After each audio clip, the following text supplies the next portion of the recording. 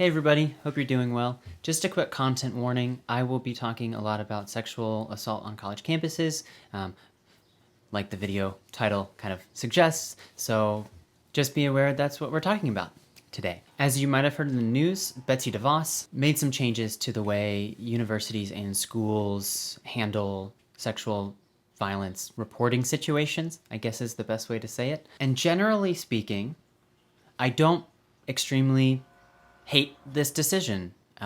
Here's a couple of good things that she said in her speech. There is no place for sexual misconduct anywhere. Such acts are disgusting and unacceptable, especially when they're perpetrated in schools. Under our rules, schools must offer survivors help they can't get anywhere else. Although survivors may wish to file a police report or sue in court, Title IX protects their education, separate and apart from what the police or the courts may do.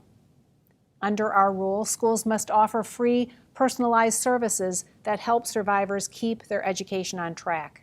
And on the surface, yeah, I totally agree with her. But there's some really big problems, and it comes with the fact that, due process, it's just, the system isn't really set up to actually support women and accurately hold the people responsible that have committed acts of violence or sexual harassment or sexual misconduct against other people.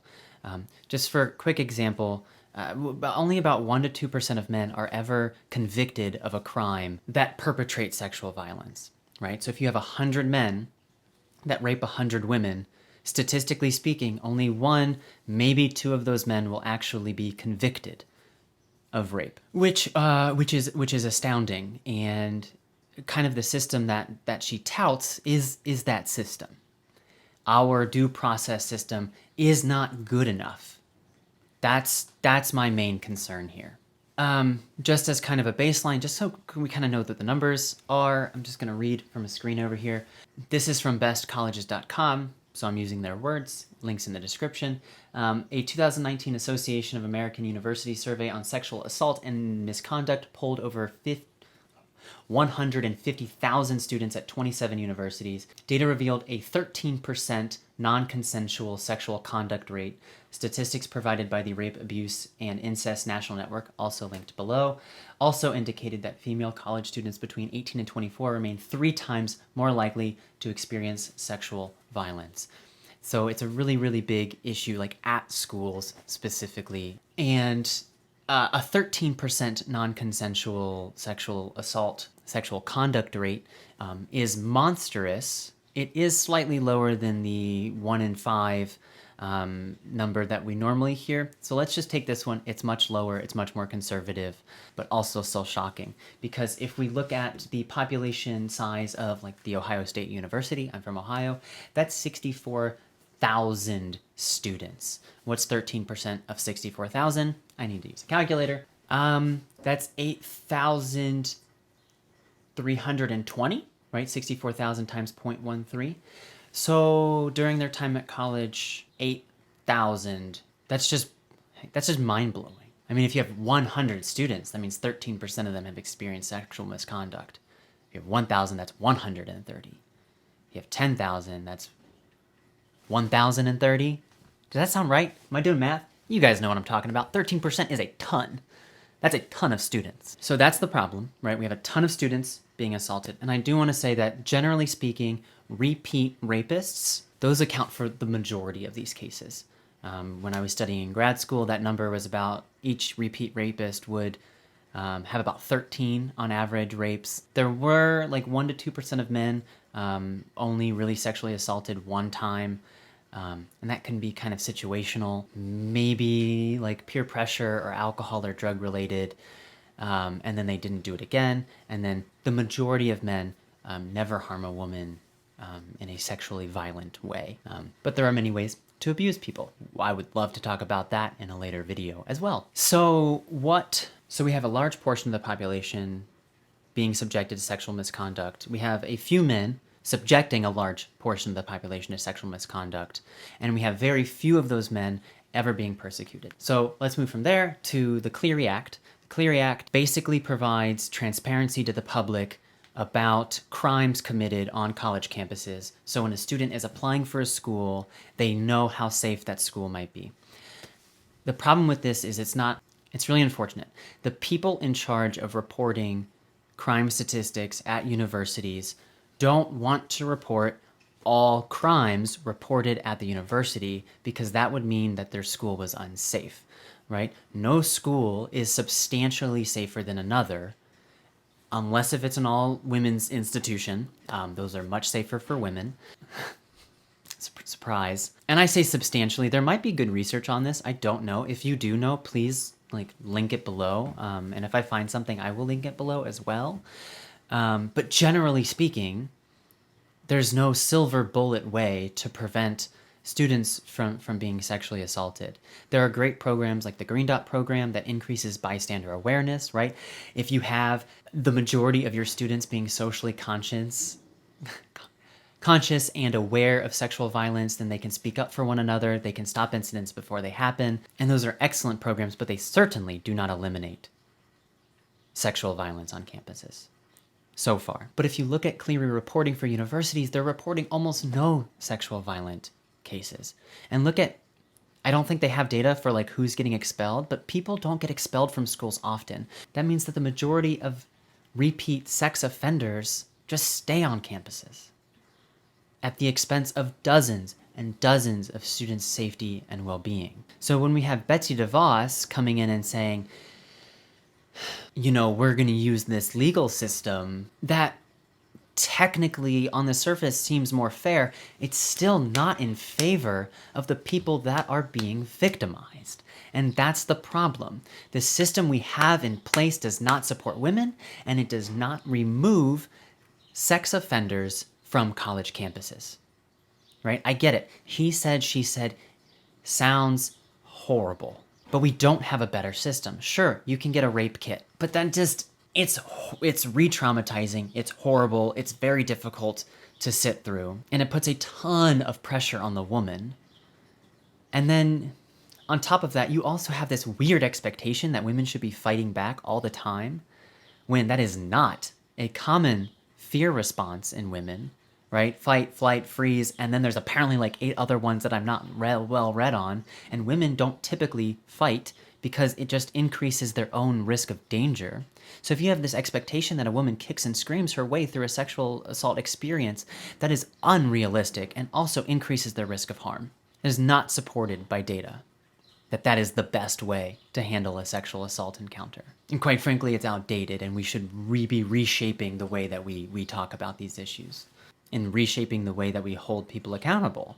And then another problem with Betsy Devos is, oh my God, why is her name so much like Cruella de Vil?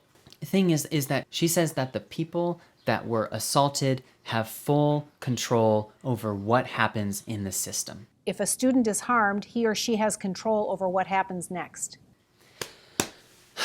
This is just a gross misrepresentation of what it's idealistic. There are many reasons women do not report sexual violence. And there are many reasons. Fear of retaliation. Sure, the school can help protect the women, right? No contact orders, restricting access from the perpetrator and stuff like that. But it can only go so far, right? You can't give a bodyguard to every woman as much as they deserve it. If they report, maybe they lose friends, right? They don't want people to know that they're reporting something. Right? Nobody wants to be labeled as a victim or a survivor of sexual violence. It's traumatizing, re-traumatizing, and embarrassing in many situations. Maybe the person that they were assaulted by has close links to all of their friends as well. And God forbid, maybe they say, better me than somebody else. Our system and our cultures are not set up to support women in this capacity. At least the way right now, as I understand it, if the university comes into knowledge of a woman being assaulted, they can still investigate without that woman's participation, at least a little bit. They're not going to be finding people responsible, but at least they have more data, at least they have more resources, and then if somebody else reports that man, at least they have, I don't know, it's not perfect. Our system right now isn't perfect. I just wish Betsy would see that her system is not necessarily a step in the right direction. I do, there's so much involved in this, so I really, if you guys have any questions, just send them below, and I'll do my best. The problem is this is so overarching, you can't tackle all the issues all at once. You know what I mean? So in my personal opinion, what can we do? One, let's stop shaming women, just in general. The amount of women that report sexual violent incidences because they didn't like the experience or they regretted it is minimal. It's minuscule. And it's childish to think that women act that way on a regular basis. It's childish. Two, it is important to understand that not only do we have this data on sexual violence from people reporting it, either anonymously or otherwise, but we actually have data anonymously surveying men and men saying, yeah, I've sexually assaulted 6 women this year. They're kind of proud of it because they're predators. Let's talk about them like predators. They don't need education on how to appropriately talk to women. That's not what's happening. Read something else for you. This is from the U.S. National Library of Medicine, the National Institute of Health. Okay.